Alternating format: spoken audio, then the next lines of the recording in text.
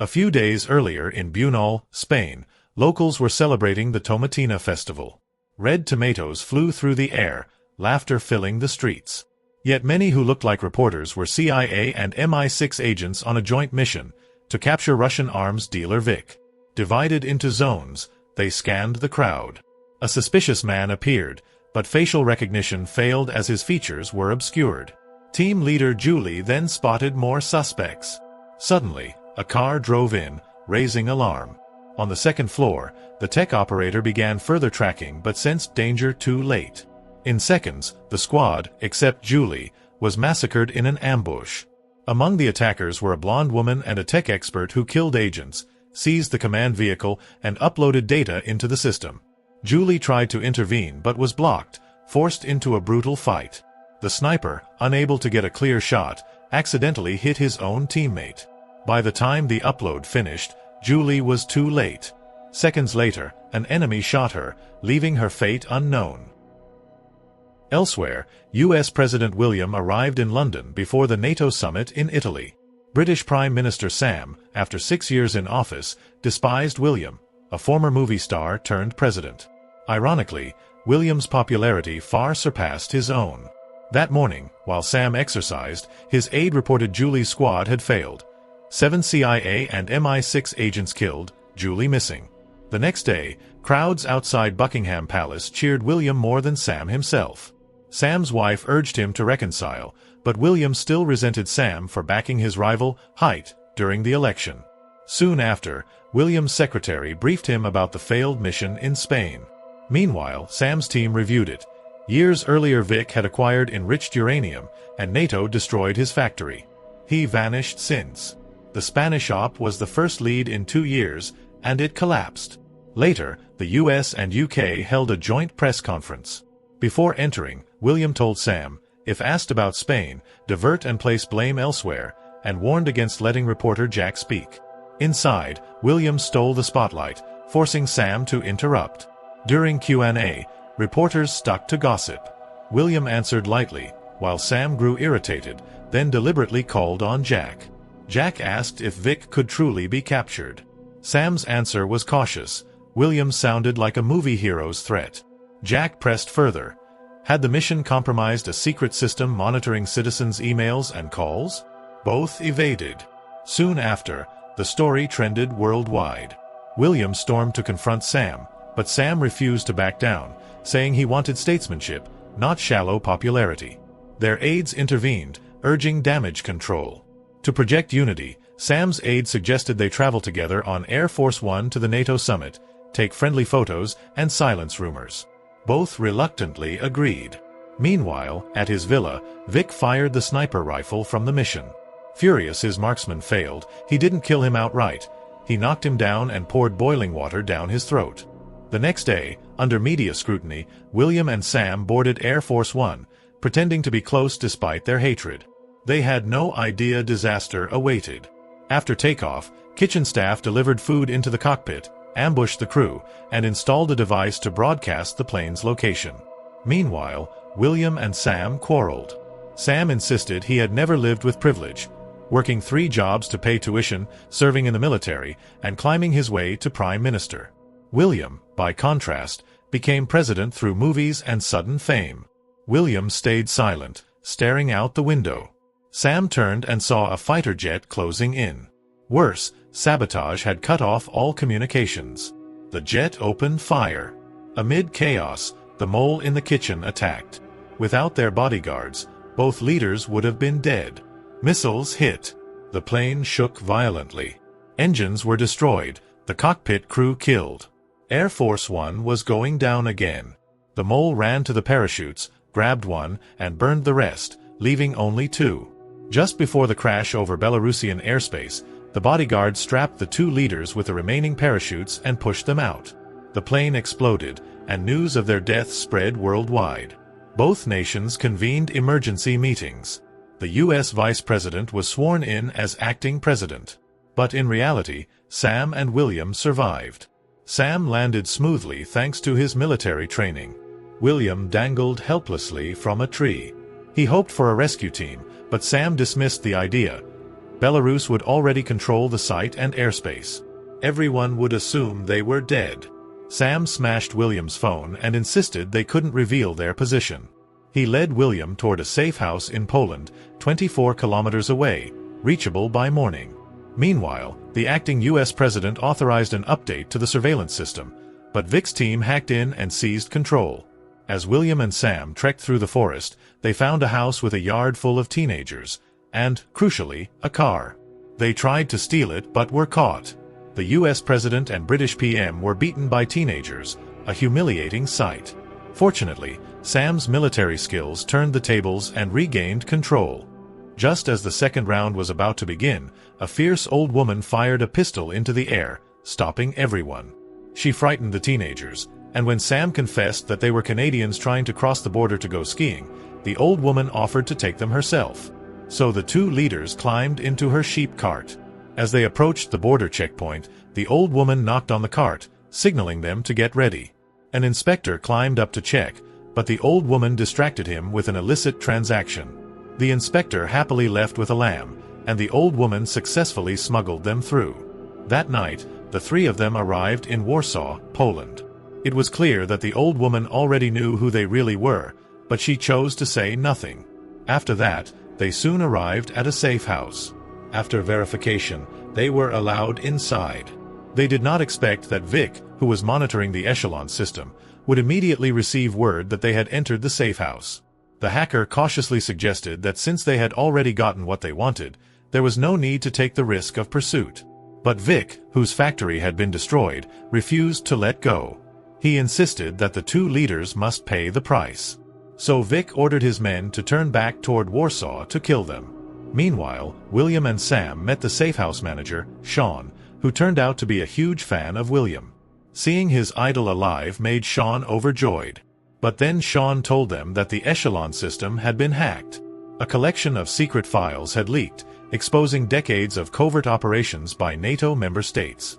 On the other side, the U.S. held an emergency meeting. Because of the leak, many NATO members realized that their allies had secretly been spying on them, and a crisis of trust spread quickly.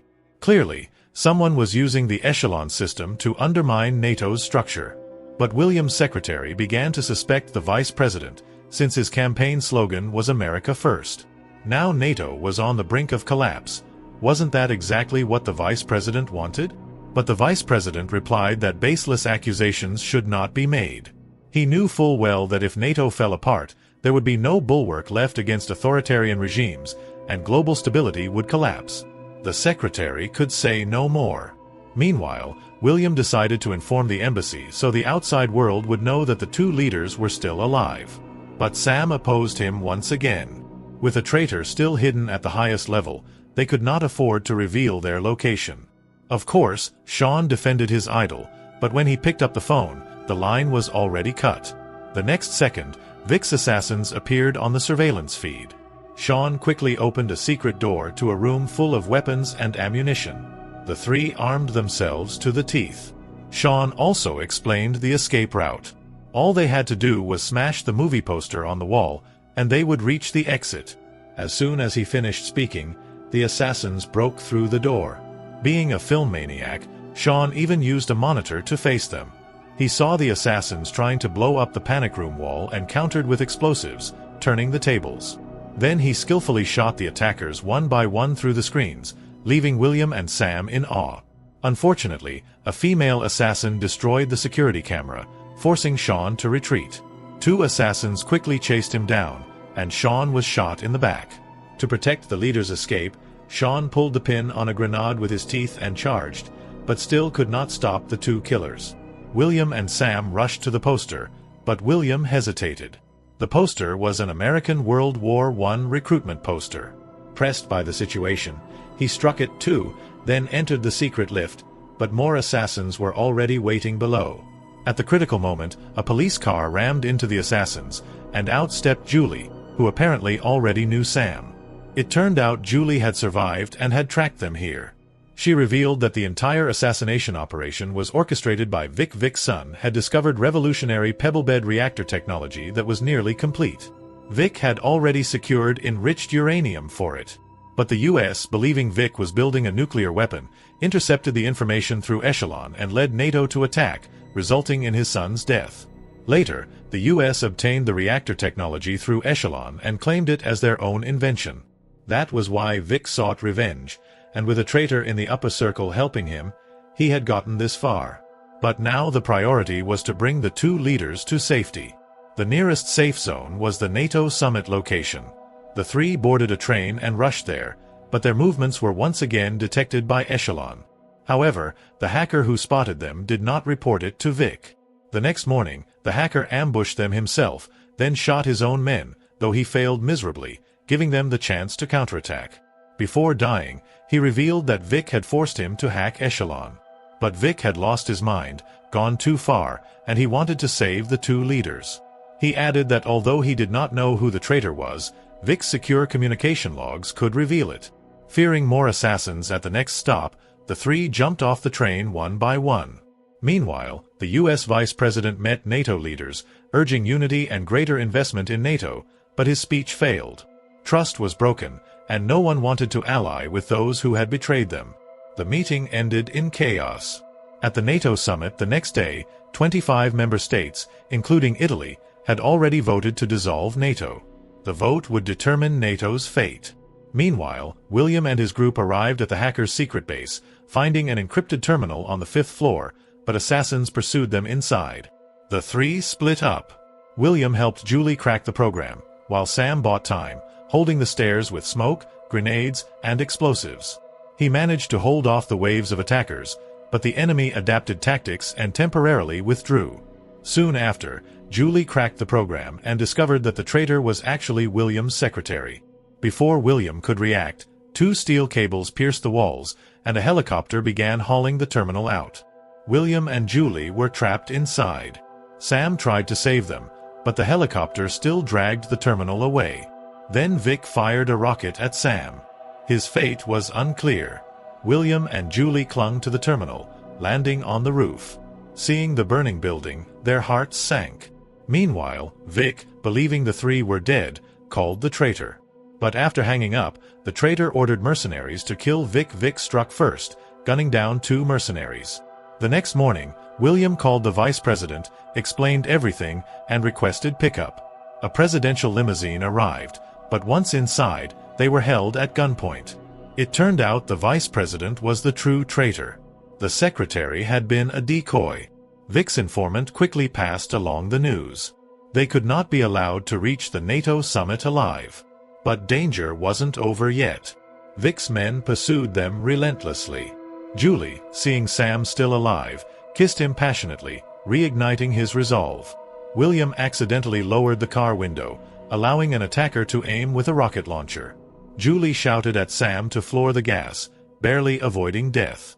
Sam sped into an alley, using a 360-degree camera and smokescreens to outwit the pursuers, even tossing a defibrillator at one car, making it explode. Finally, after dodging the last rocket, they arrived at the NATO summit. The voting had already begun, and many countries declared their intent to leave NATO. Just as the vice president was about to ratify it, William and Sam burst in like lightning. All eyes turned to them. They urged the leaders to reconsider. Division would only embolden their enemies. The vice president mocked them, dismissing William as a foolish actor chosen as the leader of the free world. He claimed America didn't need NATO, that NATO only cost American lives and money while others reaped the benefits. But before he could finish, a bullet pierced his skull. Vic and his men had infiltrated the summit, ordering the slaughter of everyone present. Gunfire erupted. William and Sam ducked for cover behind tables and chairs as people around them fell. At that moment, Julie appeared on the balcony, blasting Vic's men with a shotgun. Sam guided everyone out. Meanwhile, Vic tried to escape by helicopter, but Julie yanked him off the rope, and William and Sam rushed to help. They fought their way forward, killing Vic's guards and cornering him. Vic grabbed William as a hostage and retreated to the balcony where the helicopter waited. Just as Vic was about to escape again, Sam spotted a Cupid statue nearby and got an idea. The two acted in sync. Sam charged to distract Vic while William hurled the statue into the rotor. The helicopter spun out of control and crashed. Killing Vic Julie finished off the rest of the enemies, and the crisis finally ended. 2 months later, NATO nations began rebuilding trust. William and Sam sat at a roadside stall, sharing fish and chips, so that the childish William would finally stop holding grudges, and with that the story ends here. This story shows that true leadership isn't about fame, ego, or rivalry. It's about putting aside personal differences for the greater good. Trust, unity, and sacrifice are what ultimately protect nations and preserve peace.